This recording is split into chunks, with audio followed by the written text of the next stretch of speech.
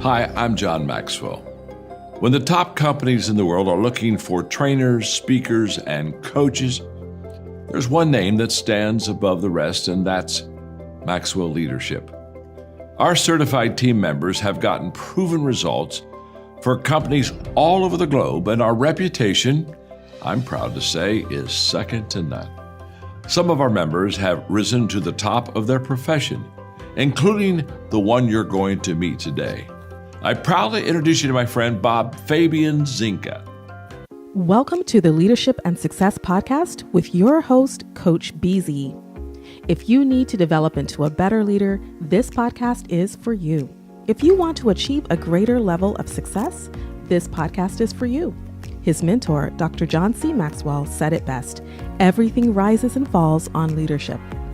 We hope to inspire you today and provide you with an insight that has the potential to positively impact the trajectory of your life. Welcome to the Leadership and Success Podcast.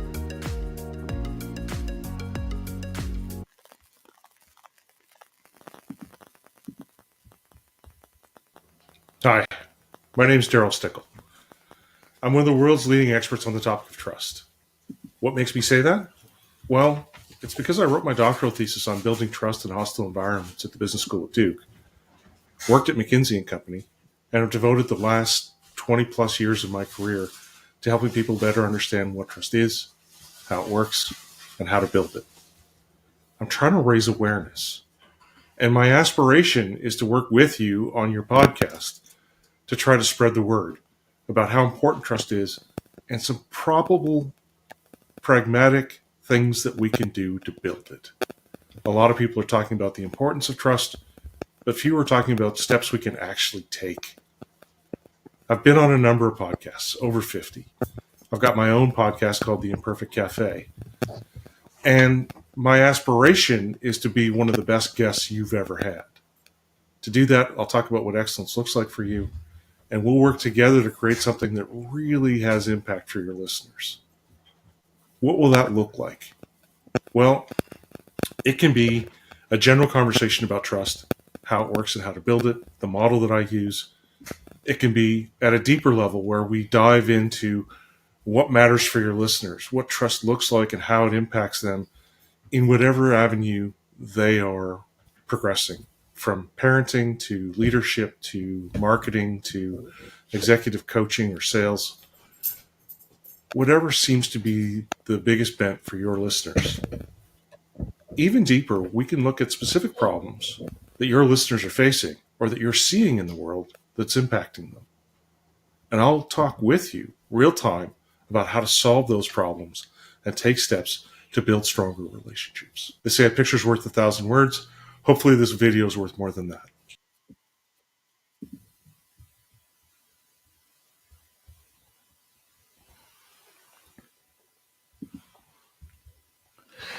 All right, everyone. Thank you so much for being with me today. This is Coach BZ. We are Monday. It's about 10:40 here in California. Thank you for being here. We're gonna get started like we normally do. It's gonna take a moment with our moment of gratitude. So get ready if you can. Um, Close your eyes, put yourself in your happy place, and take a deep breath and think about one thing that you are grateful for today. And I think every day when I wake up in America, I am just grateful for freedom. I think freedom is so important. Freedom of speech, freedom to pursue happiness, freedom to pursue whatever opportunity I decide. But I think that's really what represents America. I think that's why America is this very, very special country. I grew up in Africa. I've lived in Europe, and I've come to the US, I've traveled around the world. But I feel like there is really no other country like the US. That's part of the reason why I joined the US Navy, to really defend that freedom, not just here but around the world as well. So let us know what you are grateful for, and I really do appreciate that. So you heard a little bit about my guest earlier, so it's really a great pleasure for me to have Dr. Darryl Stickel with us today. Trust is the foundation of leadership, and in today's world, few understand it better than Dr. Stickel. So he's the founder of Trust Unlimited, former McKinsey consultant, Duke PhD, and one of the world's foremost experts on trust. And I am thrilled to welcome him to the Leadership and Success podcast today for an inspiring live conversation on how leaders can build resilient teams, deeper connection, and high performance culture rooted in trust. Please, ladies and gentlemen, help me welcome to the Leadership and Success podcast, Dr. Darryl Stickel. Welcome, Dr. Stickel. How are you doing I'm today? doing well. Better now that I'm here with you. Fantastic. What is one thing that you are grateful for today, sir? Well, there's actually two, and it's my sons. My sons mean everything to me, and I'm blessed to have seen them grow and develop into two fine young men. That is so wonderful. I have two daughters myself. Yes, there is nothing more important in life than their future and what they mean to us. And what is one thing about you that most people may not know about? Hmm. I'm kind of an open book. Um, I have a son who's joined the Navy. I'm legally blind, um, but most folks tend to know that. Hmm. Wow. Thank you so much for sharing. I appreciate that. Can you tell us kind of about your leadership journey? Yeah, I was born and raised in a small town in northern British Columbia, Canada. Uh, Isolated, harsh winters, and I grew up believing that if you could help people, you should. And because we were so isolated, we had this tendency to pull together. People realized that you had to rely on your neighbors. And so I grew up in a community where you looked out for each other. And when I was 17, I was playing junior hockey, and I got attacked by a fan with a club. And he shattered my helmet, knocked me unconscious. Apparently, I stopped Hmm. breathing 3 times on the way to the hospital. And Wow. I knew that I was losing my sight. Um, so my plan had been to train my brain to think for a living. And now all of a sudden I couldn't think at all. And so I had this prolonged sense of despair and loss of hope. Hmm. And it provoked a sense of empathy in me that's uncommon. And so eventually I went to university. I was studying in Victoria. And Bob, I'd be sitting on the bus and a complete stranger would sit next to me and say, I'm really having a hard time. And so I Hmm. started to think about what is it that allows people to open up to me? And I started down the path towards becoming a clinical psychologist. So I Hmm. worked with families in crisis, troubled teens, worked on crisis lines, and was trying to hone those skills. And then I reached a point where I realized that a lot of these folks had taken a long time to get to the place that they were. It was going to take them a long time to get out of it if they ever did. And I thought that was driving me crazy. Mm. And so I shifted, went into public administration, did a master's degree, and I was working in native land claims in British Columbia. And they would ask me these deep philosophical questions like, what is self-government? What will the province look like 50 years after claims are settled? The last question they asked was, how do we convince a group of people we've shafted for over 100 years that they should trust us? Hmm. And Bob, I thought that was a really good question. And so I went to business school, wrote my doctoral thesis on building trust in hostile environments. And, Wow. I had two of the world's leading experts on trust on our committee. And they sat me down afterwards and they said, when you first came to us, we thought too big, too complicated. He never solves it. We'll give him 6 months and he'll come crawling back to us. 6 months in, you were so far beyond us, we couldn't help anymore. All we could do was sit and watch. And here we are years later, we think you've solved it. And so I left there and joined McKinsey, got a chance to apply the concepts that I've been theorizing about. Mm-hmm. And McKinsey said to me, you've got really great client hands. We're going to send you to the worst places possible. And so I would find myself in places where hostile takeovers had taken over, or where labor disputes, or people were just having a hard time getting along. And I learned. And then in 2001, I was involved in a car accident, ended up with another concussion, and just couldn't work those hours anymore. And so I started my own little company called Trust Unlimited, and I started helping people better understand trust. And I helped the Canadian military try to figure out how to build trust for locals in Afghanistan. Help private sector companies, finance, construction, mining, nonprofits, public sector, and all over the globe. I taught for Luxembourg. And this whole time, I'm just continuing to learn how to apply this and how to teach people and how to help them better understand. Mm-hmm.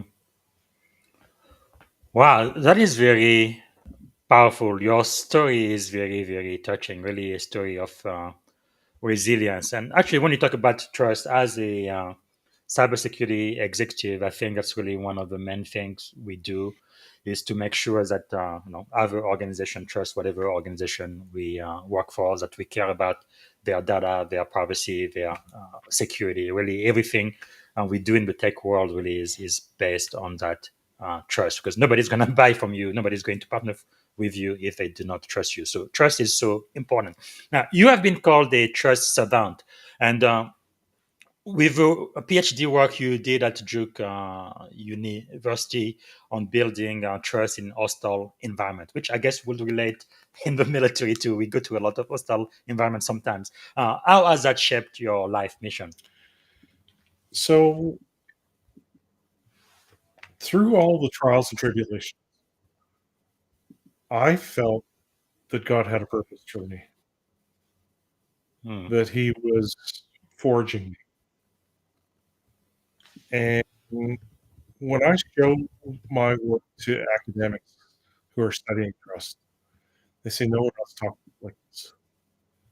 And when I talk to real people about it, they say, of course, this is how it works. How did you get a PhD? Because this is just common sense.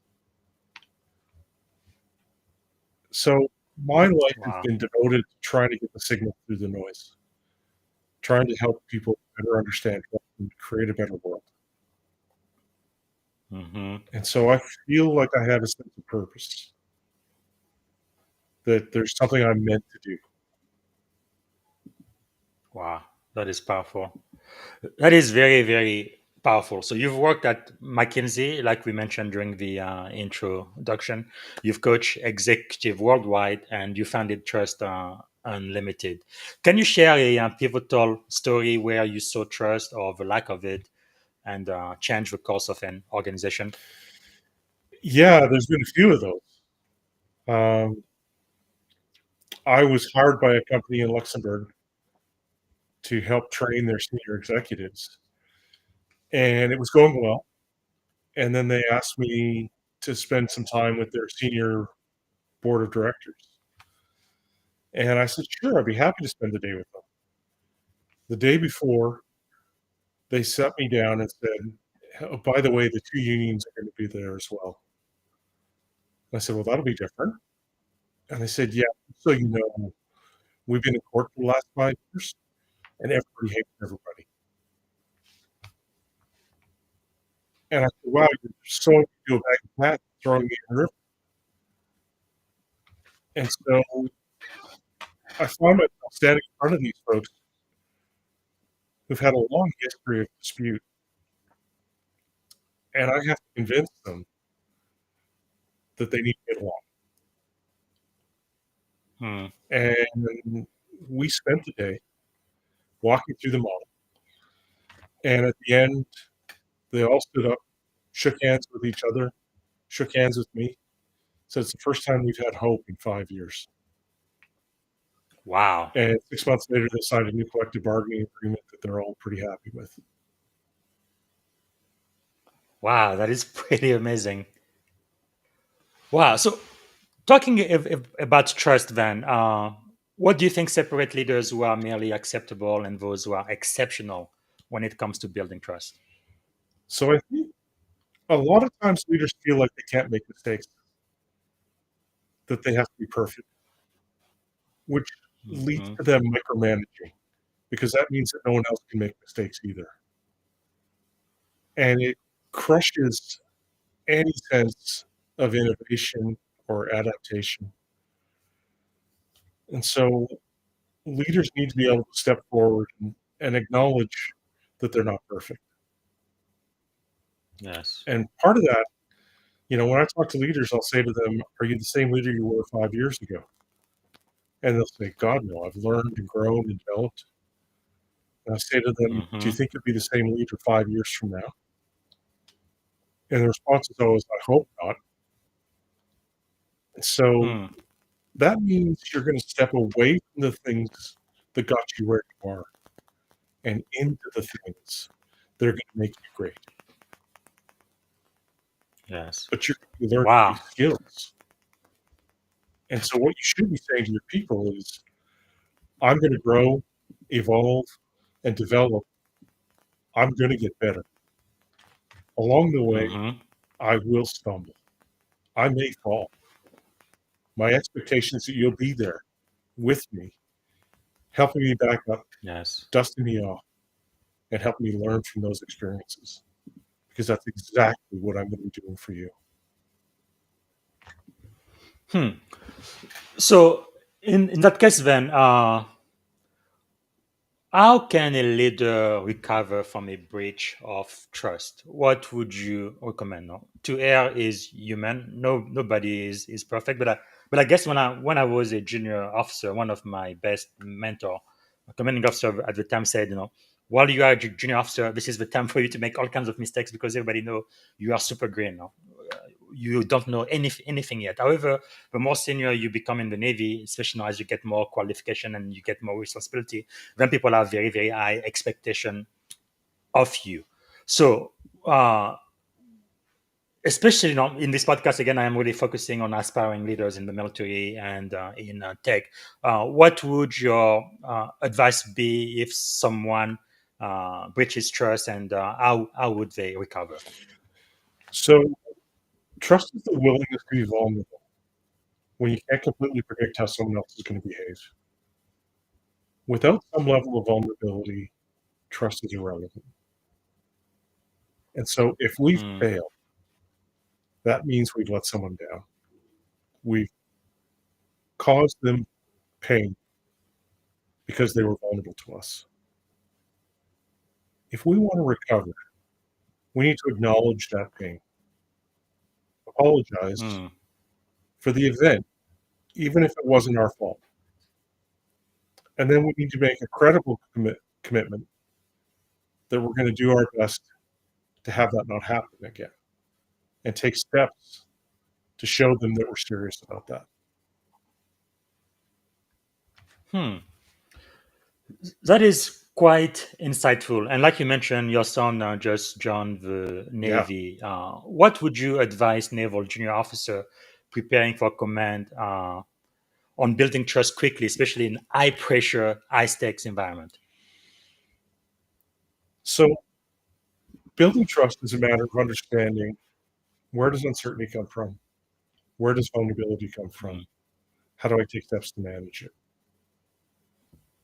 And Yes. so I've been taking steps to reduce uncertainty. And we do that Mm. by clarifying roles, getting feedback around what excellence looks like. Bob, we all have the ability to build trust. Some are just better than others. Hmm. Those who aren't very good have a lever that they pull. And often it's the ability lever. You should trust me because I'm the Mm. captain or because I'm the lieutenant. Yes. Um, I have X number of years of experience. I have these credentials. Mm. That's the ability lever over and over. Those who are better at building trust have multiple levers. And those who are Yes. really good have multiple levers and they know when to pull which one. And so if I want to build trust quickly, I go first. So I make myself a little bit vulnerable. And then I seek ways to Hmm. show benevolence, which is one of the other levers, right? Benevolence is having someone's best interest at heart, having their backs. Yes. And so I acknowledge if I'm a young officer, look, I'm still learning just like you are. I'm going to make the best decisions Hmm. possible. And I aspire to be a great leader, but I'm a work in progress.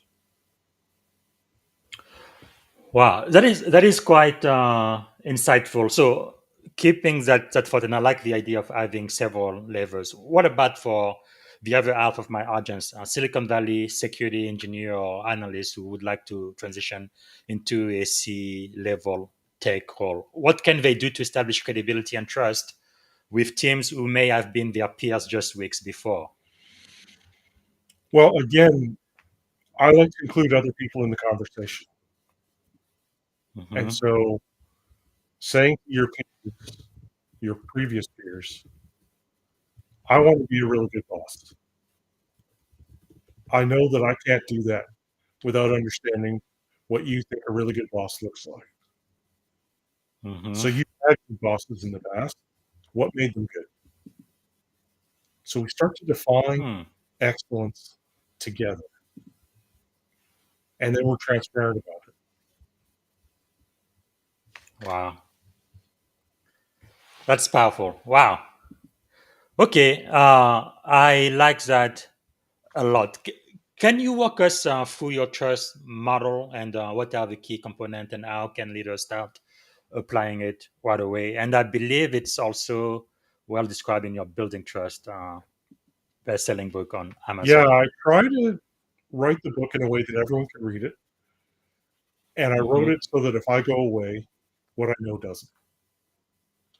And so, as I was saying, trust is the willingness to make yourself vulnerable when you can't completely predict how someone else is going to behave. And so that has elements of Hmm. uncertainty and vulnerability baked into it. And when we're deciding to trust someone, we ask ourselves two fundamental questions. First is, how likely am I to be harmed, which is perceived uncertainty. Second is, Hmm. if I'm harmed, how bad's it going to hurt, which is perceived vulnerability. Hmm. Those are the basis of trust. So it's uncertainty times vulnerability gives us a level of perceived risk. And we each have a threshold of risk that we can tolerate. And if we go beyond that Hmm. threshold, we don't trust. If we're beneath it, then we do. And so if we think about Wow. early relationships, uncertainty is high, which means that vulnerability has to be low. Mm-hmm. As that relationship gets deeper, the range of vulnerability we can tolerate starts to grow. In our deepest relationships, we have just a sliver of uncertainty, and then you can have a huge Mm-hmm. range of vulnerability. Yes. And so to build trust, we just need to understand, where does uncertainty come from? How do we take steps to reduce it? Mm. Where does vulnerability come from? How do we take steps to help people manage it? Wow. So uncertainty comes from us as individuals and from the context we're embedded in. And context is just the rules of the game, the formal and the informal mechanisms of social control. And so one of the things I learned about helping the Canadian military in Afghanistan was that context plays a huge role early on. And it Mm. carries more freight than us as individuals do. And that's why we have rules and regulations in the Navy, right? We have a set of predetermined expectations so that people can jump to tasks quickly. Mm-hmm. And it's why in cybersecurity, we have rules that we set up for algorithms, for systems, for how we're going to Yes. program, so that everyone can predict. Mm-hmm. And if we think about it, there are times we trust people without knowing anything about them. You go to a doctor's office, Hmm. they say, take off your clothes, and you do. I've tried that in other places, Bob. It doesn't work. And if we Yes. take that example, same two people, dressed the same way, and shifted it from a Hmm. doctor's office to a gas station restaurant, it goes from credible to creepy in a heartbeat. Yes. And so context is one of the levers we can pull. I can Hmm. explain the rules to you. I can explain how I'm constrained. Makes it easier for you to predict my behavior. Wow. Within us, Wow. That oh, sorry. please continue. That is quite powerful. What you just said. Yeah, So and I about was one of the context. first to talk about context. Apparently, there's research Hmm. coming out recently that talks about it, but 20 years ago, that was my thesis. Wow. That's powerful. And then 3 more levers lie within us as individuals. There's benevolence, which is having someone's best interest at heart. There's integrity. Mm-hmm. Do I follow through on my promises? And do my actions line up with my values? And there's ability. Do I have the competence to do what I say I'm going to do? Hmm. Wow. That is powerful.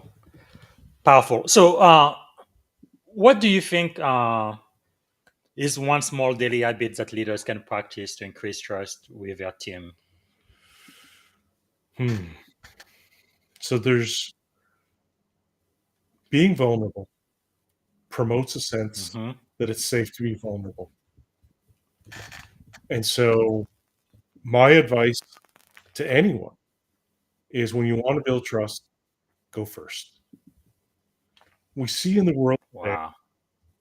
that vulnerability hasn't really gone down over the last decade, but uncertainty is bouncing all over the place, which makes Mm-hmm. us really, and it's why trust levels are some of the lowest levels we've ever measured. Because asking Yes. people to be just a little bit more vulnerable is harder than it's ever been. And so we Hmm. need to be intentional and thoughtful, because people interpret the world through stories. And so we need to be aware of the stories they're telling, share our Yes. stories with them, and start with a little bit of vulnerability. So in the name, that might look like, hey, when I was in your role, I made a bunch of mistakes. One of them was the following. Or there are moments where this job is hard, right? And I just did a workshop for the Canadian Navy, and we talked about the challenges that come in a military setting, particularly around integrity. Because it could be hard to make promises that you can follow through on when you're involved in a highly uncertain environment. And you don't always have control. So you need to be careful about what commitments you make, what promises you make. Only focus on promising about things that you have control over. Things like the effort you'll put in, or you'll look out for your crew. Wow, that is extremely insightful. So the last question I'm going to ask you for this first segment before we go to the second segment is in an era of artificial intelligence, emerging tech, remote work, and global uncertainty, what does the future of trust look like? So trust levels are the lowest we've ever seen. With artificial intelligence and social media, we have lost the ability to learn about trust, about building relations. We need to be more intentional than we've ever been. Bob, when I was young, I could make stupid mistakes and be an idiot multiple times in a row. And people were stuck with me. And so I had to learn, grow, and adapt. Eventually, someone would take me aside and say, "You're being an idiot." We've lost that. And so now if we make a mistake, we're just cut loose. And so I think unless we're intentional, things are just going to keep getting worse. Wow. That gives us a lot to think about. Is there a question I should have asked you for the first segment that I haven't asked yet? Was that the full model? Because I got you through uncertainty and vulnerability. Yes. But after we make the trust decision, we have a perceived outcome. And that feeds back into our next interaction. And in the middle of all this is our emotional states. 99% of trust research treats people like they're rational actors. And I don't know if you've met people before, Bob. We're not always rational. Yeah. Definitely emotional. Yeah. And the more emotional we become, the less rational we are. Yes. That is powerful. Yeah, because I remember when I was growing up, people used to say women are a lot more emotional than men, but that's definitely not true. We are all emotional beings, aren't we? We are. And failing to take that into account is why some of these disputes are so resilient. Yes. Wow. Okay. Thank you so much for sharing. It's really impactful. I'm really glad you are here. So the second segment, we're going to be focusing more on leadership. What is the greatest lesson you think you've learned so far? That there isn't a silver bullet. That people need different approaches. Yes. Some need firm, authoritarian approaches. Some need a softer touch. We can't be aware of that unless we include them in the conversation. Yes. Wow. That is powerful. Conversation, yes. Okay, and now you've got a PhD from Duke, and your life is very inspirational, and you've shown a lot of resilience. and things that you were able to overcome. What do you think is the secret of your success? I think it's a combination of things. I mean, a hard road can be a good teacher if we let it. Hmm. And having the right story in place. We interpret the world through stories. Yes. I mean, I've got challenges. I'm legally blind. I'm follically challenged. Um, there's been significant pain through a good portion of my life. Hmm. Being able to reframe that as part of my growth and something that makes me stronger and better allows me to persevere. Hmm. Wow, that is powerful. I had another guest a couple of weeks ago, Eddie Bright Jr., and he said that on the other side of your pen, uh, that's where the blessing is. There is growth. Sometimes you're going to be able to help a lot more people just because of what you went through. But while you're going through it, sometimes you don't realize Right. it. But there is a blessing on the other side. That is quite powerful. So, what's the greatest leadership advice you have ever received, do you think? Hmm. Uh, I guess it would have come from theater. No one else Hmm. knows the lines.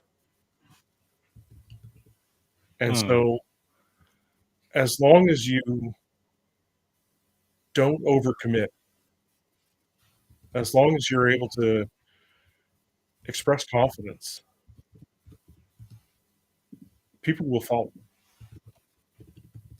Hmm. And that confidence needs to come from the people you lead, right? That Wow. we can accomplish something. Yes. A lot of times, my son was on a baseball team, and he was hoping to get a baseball scholarship. And he said to me, "We've got a young team. We're going to get our brains beat in. We're going to lose just about every game." And I said, "Well, you need to redefine success around things that you have control over. Hmm. And so you want to get a baseball scholarship. That means that you need to do well in school, but you also need to be a good teammate. You need to continue Yes. to develop your own skills. You need to have a good relationship with the coaches so that they'll advocate for you." Hmm. And we revisited that multiple times, right? He'd come home and say, "Oh, we just got crushed." And I'd say, "But how are you doing against the things you have control over?" Hmm. He'd say, "Well, I made the all-star team, and my coaches love me, and I'm a good teammate. I teach the young guys. Yes. I help them improve. I really enjoy seeing them be successful." Wow. That is quite powerful. And as a leader, what are you learning now? I'm still learning how to get the signal through the noise, how to have Hmm. how to get people's attention, right? So when I talk about trust, if I get the chance to solve people's problems, they realize, okay, this is powerful. It has impact. Hmm. But when we first start talking about it, people assume that I'm going to be walking them around with blindfolds or cross-hot coals, or they're going to be falling off things or singing Hmm. kumbaya. And they don't know that there's a real science behind it. But there's an Yes. art too. And so getting people to actually take those first steps to try something new Hmm. I'm still trying to get Yes. better at helping people strive and learn. That is very good. And what is the greatest investment you have made in yourself, you think? Again, I'm going to go back to story. It's easy Mhm. for us to have a negative story about self. Yes. Um, and that positive narrative, when it comes to my kids, I have a relentlessly positive narrative, which allows me to interpret new information about them in the best way possible. Hmm. Can I have that same positive narrative about myself? Wow. Can I give myself grace?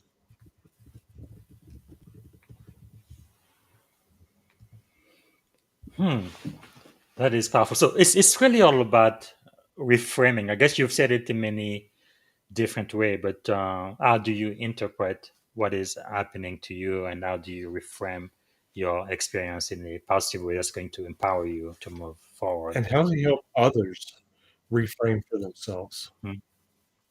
Yes. Wow. All right. So I have this coin. I like to show it. On one side it says success, on the other side it says failure. I really believe success and failure are two sides of the same coin. We know all about your successes, but how has failure shaped your life? So I keep learning. Um, when we do podcasts or we do interviews, I need to keep being aware of how I can get better, or Hmm. if I've flopped at something. I can't let it prevent me from trying in the future. So I talk sometimes about internal and external locus of control. When I was teaching undergrads, I would talk to them about this, and I'd say, an internal locus of control means you're master of your own destiny. You're an Hmm. actor in the world. An external locus of control means you're buffeted by the winds of fate. Things happen to you. And I'd say, how many of you here have an internal locus of control? And all the hands would go up. It's a stirring sight. And then I'd say, this is awesome. That means that if you fail this class, or if you don't do, it's not because I didn't teach it properly, or the test was too hard. Yes. It's all you, baby. And they kind of go, Hmm. oh no, wait. And I'd say, yeah, we've got an internal locus of control when we're successful, and an external locus of control Yes. when we fail. My sons have never played in a Hmm. sporting event where their team lost that the ref didn't suck. And Wow. what we need to do is look at the reasons we succeeded. Look for hints about the context that helped us be successful. Hmm. And then when Hmm. we fail, look at things we could have done differently, signals we could have seen, Yes. ways we could have improved our performance. Wow, that is quite powerful. I think in the Navy we learn that as extreme ownership, right? If we fail, it's because of us, and if we win, it's because of us too. But as a leader, when we do win, I share credit with the entire team, and if we do fail, it's I as a leader who has failed, and I kind of cover and shield my team. That's pretty much how we are taught leadership in the Navy. That is very insightful. So now, who are some of your thought leaders, people you follow that we should know, So I or love mentors? Adam Grant and Scott Hmm. Galloway, uh, Yeah. Amy Edmondson, who does work on psychological safety. Um, Hmm. those are kind of the main ones that I lean on. Very good. Yeah, I know all of them, and I am connected to most of them. Dr. Amy, I believe she's Harvard, and Yeah, yeah, I've read her book. She's made psychological safety very famous. Okay, so if you could choose three people to have dinner with, they could be alive, dead, or mythical figure, who would you choose and why? Oh, it's a good question, Bob. Um, well, I'm kind of enjoying our conversation. Would you be open to having dinner with me? Sure. Okay, so you're one.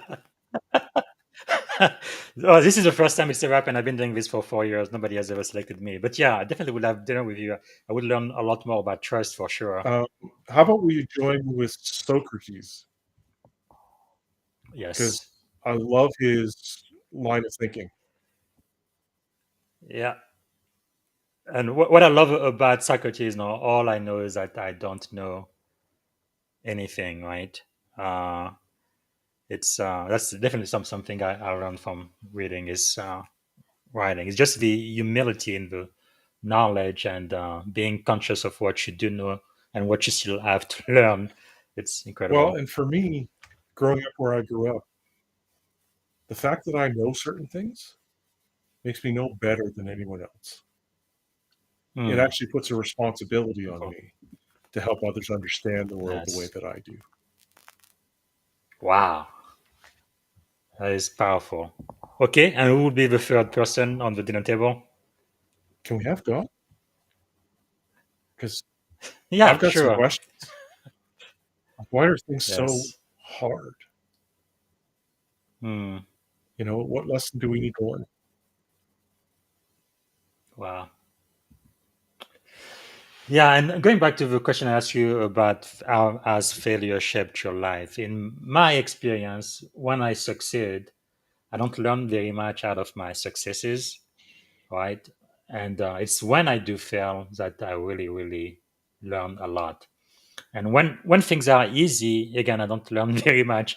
But when things are challenging, that's usually when I grow. So now, sometimes it's painful. Sometimes you may have to cry. But again, on the other side of that pain, I think is where the blessing is. If you just don't give up. But yeah, that would be a very interesting question to ask God for sure. Wow. Okay. So what are you reading right now? Which books are you reading, and which one would you recommend?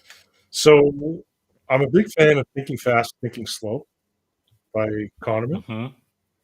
Um, Yeah. one of my favorite books is Exit, Voice, and Loyalty. I just thought of that. Hmm. Uh, Hmm. it was written in the 60s, talks about how economists think about how we respond to failures versus political Hmm. scientists.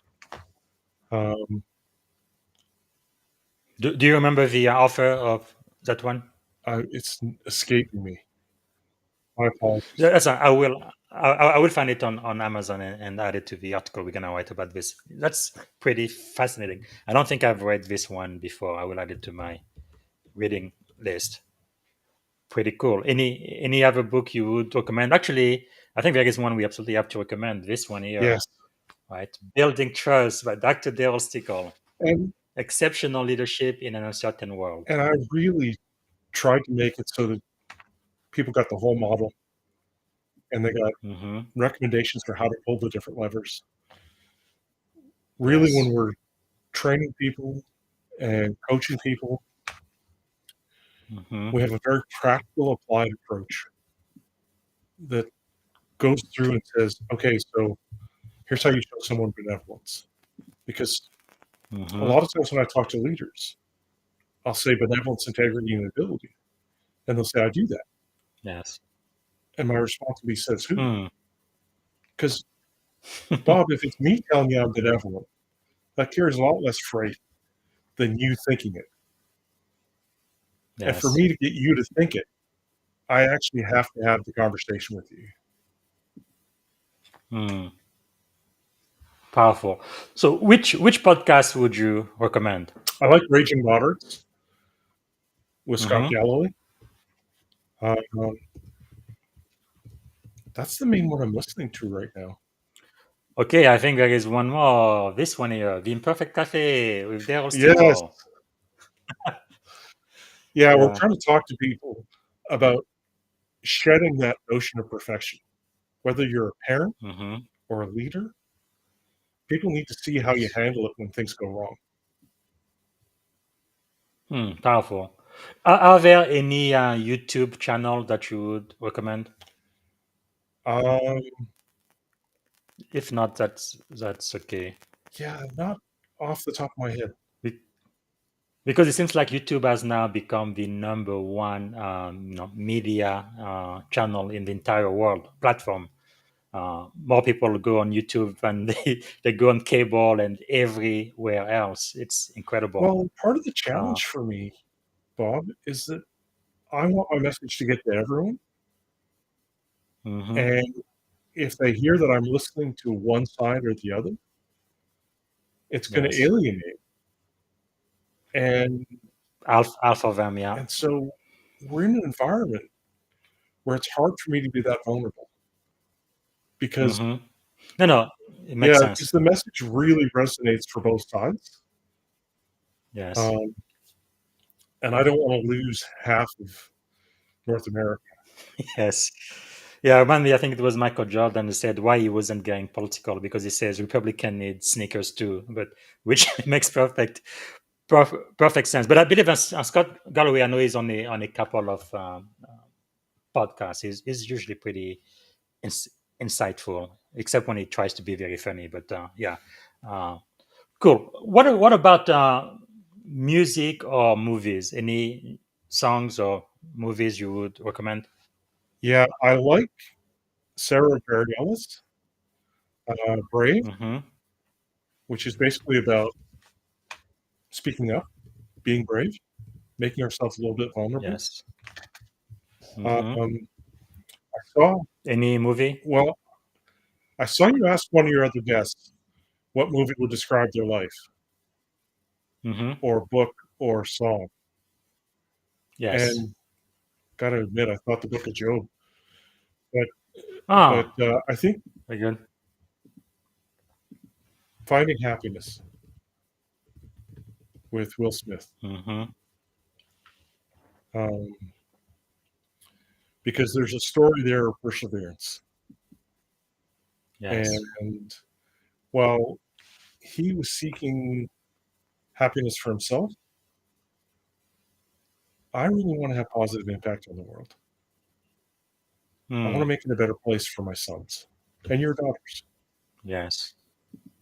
And I think we need to pull Yes. together to do that. Powerful. Yeah, it's very inspirational movie. I think you are probably the sixth person who's recommended it for this year alone.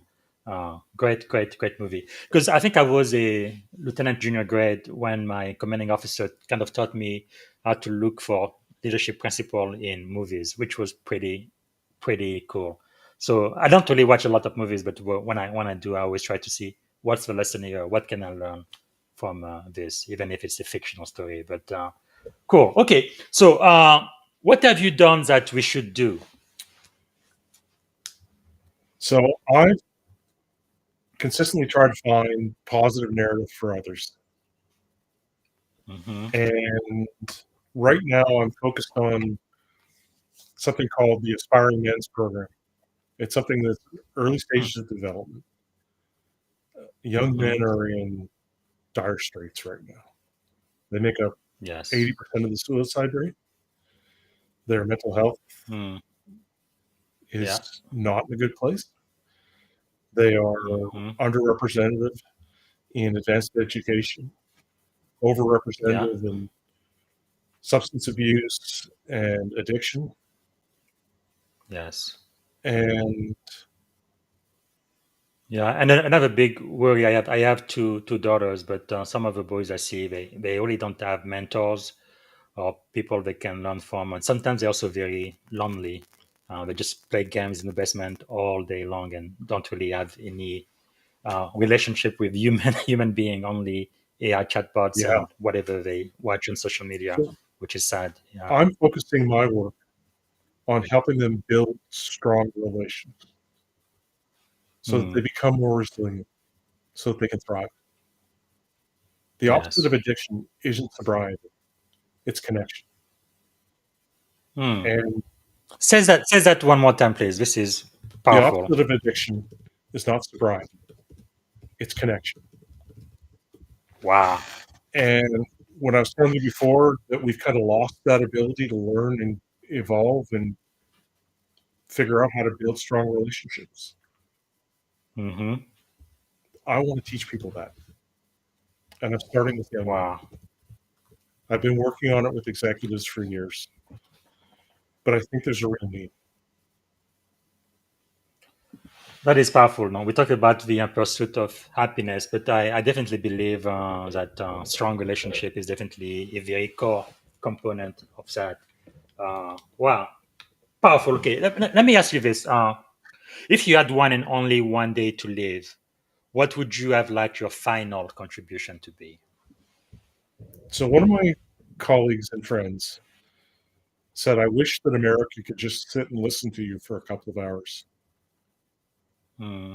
I would like my work to become mainstream and Yes. for everyone to know how to be thoughtful and intentional about building stronger relationships with each other.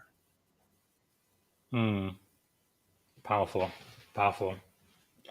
Yeah, that will definitely make our world a better place for sure. Me being in the military, I strongly believe, and support and defend the Constitution, and especially the First Amendment. And I would fight and even, be willing to die for the right of people to say things that I absolutely do not agree with, because I think that's really what makes us, America. I think the leader of the free world so far. And it's Uh, getting harder to but have yeah, conversations. yes, There's so many things that which are is off really, really limits. sad. We have to be tolerant of other people's I agree. perspective, and definitely never ever resort to violence. We need to keep talking, and also being willing to have an open mind and change your belief too, if needed. But yeah, I think you are absolutely right. We absolutely need to go back there. So, what is one problem when you wake up in the morning you would like to solve? I think it goes back again to getting the signal through the noise. Yes. So we see that young men are engaged in mass shootings, assassination, Mm-hmm. and I have to think that it's because they don't feel like they can make change in the world. They Yeah. they feel isolated and desperate and like they have nothing to lose. Hmm. I'd like to change that. Wow. It's powerful. Definitely something we need now more and more. But this is something you care a lot about. I care about that too. For the average person listening to us right now, is there anything that everybody can do to kind of help solve this problem? You think? Well, I think we need to change I'm the thinking story. mentorship is probably key. But yeah, sorry, go ahead. Yeah, sorry. I think we need to change our story. There's this narrative out there that young people don't want to work hard, that they don't Mm, care, that they're disengaged. And that story has been told since the 30s. mm, And what we need to realize is that the context has changed. The rules have changed. yes. When you and I were younger, we had this belief that if we worked hard, everything would work out. They don't Hmm. believe that anymore. The social Wow. contract has been broken. And when billionaires get on Yes. social media and say, you just need to work hard, what they hear is, you need to work harder so I make more money. Yeah. Yeah. And, Wow. and so we need to have a Powerful. positive story about them, that they're doing the best they can in the environment that we've created. Hmm. Wow. That is powerful. So we end of our podcast now, almost out of time. How can we add value back to you? You've been so generous with your time and your wisdom. Well, I would be thrilled if folks shared this podcast. Okay. Um, buy the book, read it, Yes. reach out. You can reach me at Darryl@trustunlimited.com. Mhm. Check out the website, The Imperfect Cafe. The website's called Trust Unlimited, Mhm. and there's blogs there. Help me be intentional about bringing the message to the world. I Fantastic. feel like I'm dropping grains of sand in the ocean. People need to help me pick up great big rocks. Yes. Wow, powerful. And again, I want everybody to follow you on LinkedIn. So that's linkedin.com in Darryl-Stickel-PhD. So people can follow you. Very easy to remember. Okay. Is there a question I should have asked you for the second segment that I haven't asked yet? This has been a great conversation. Fantastic. Yeah, Right. no, I think you nailed it. So here then is my last question for you, serious question. I guess the most important question. If you could go back and give a piece of advice to your 17-year-old self, standing at the edge of this incredible career you've had, what would you say to 17-year-old Darryl Stickel? I would have said it's going to be hard, but it's going to be all right. Powerful. It's going to be all right.